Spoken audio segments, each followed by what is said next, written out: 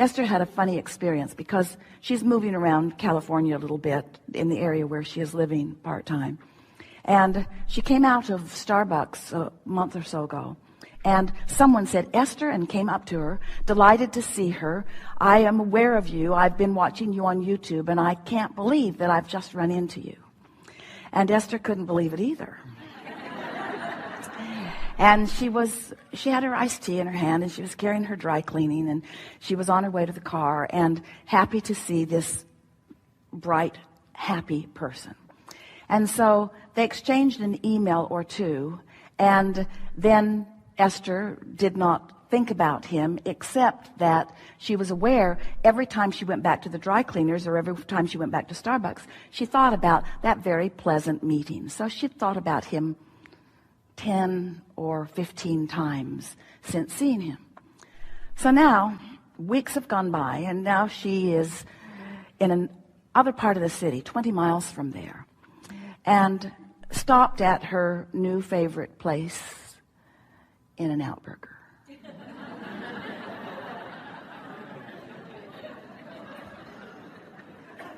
Went inside and washed her hands and ordered her cheeseburger and got a big cup for a drink, and then is on the phone with her daughter Tracy, which is something really fun to do when eating lunch.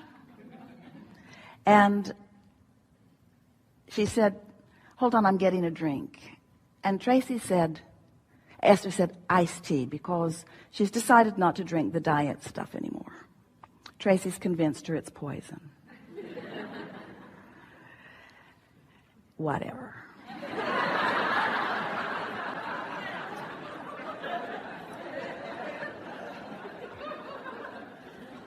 It is as you believe it to be. The worst thing you can do is believe something that isn't good for you and drink a lot of it. That is not a good equation.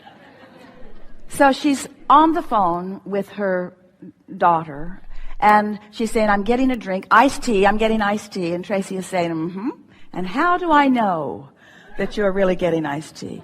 So Esther said to the total stranger standing next to her, tell her it's iced tea. So this very nice man speaks into the telephone, it's iced tea. And Tracy says, and how much did you pay him? And Esther said, tell her how much I paid you, $20. So Esther has now sort of embarrassed herself because she is really having way too much fun with strangers. And she looked around, and there were a fair number of people looking in her direction. And now she has her bag of burger and her very large drink and her purse and her keys and her phone. And she's making her way to her car, thinking, I'm not really presenting myself very well in this moment. And then getting in the car was very tricky, but she managed to get in without spilling anything on anyone. And when she got home, there was an email from her Starbucks friend who said, did you really get iced tea? He'd been standing there somewhere in the vicinity, witnessing the whole thing. And Esther is thinking, this is a law of attraction story. In other words, he's been active in my vibration. Of course the universe would bring him to me again. Now, this all seems inconsequential and maybe unimportant, but we want you to know these are the things that make up the hours and the minutes and the days and the weeks and the years of your life. In other words, what you are doing, how you are feeling, there isn't anything that Esther wants more than fun. And apparently she's developing a new fun friendship because she keeps having fun in odd ways, and this person keeps showing up. But what we are saying to you is there is nothing that ever happens. There is no rendezvous that ever happens. There is never anyone in your vicinity that is not in some way a player in the vibrational offering that you have been offering. So when something as inconsequential as that, Esther is realizing she's just had a few fleeting thoughts about this person, and he's showing up in her experience in a very not freakish, not lucky, in a very orchestrated by law of attraction way. Can you imagine what's happening with the thoughts that you're doing on purpose?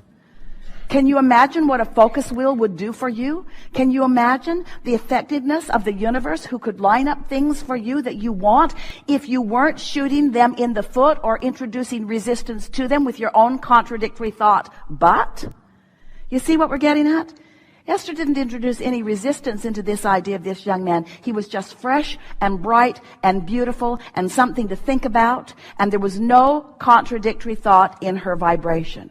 So he represents all things that you think about without resistance, who will come into your experience with the same magnitude of the thought that you've been offering. In other words, it's a casual meeting, and so that's the equivalent. In other words, it doesn't mean there's something big and meaningful. It doesn't mean that she should seek him out. It means it's a demonstration to Esther that that light thinking with that lack of resistance produces that. Would you like to do some less light thinking? Would you like to do some more concentrated thinking? Would you like to think more deliberately about more things? And would you like to do it with the same light ease, the same absence of resistance? Because when you do, the universe will bring that person right to you again. And the 20-mile radius, it's not a 20-mile radius. It's not, there is no limitation on the mileage radius at all. You have no idea how far we've come to be with you here today.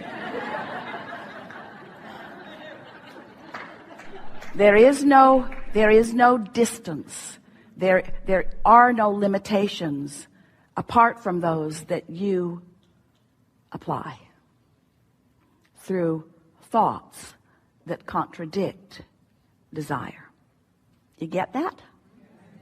We are eager to talk to you about anything that is important to you. There is nothing off limits. We're going to have a really fun day. Don't worry about us. We will wedge our message in the crack. What do you want to talk about? Some things.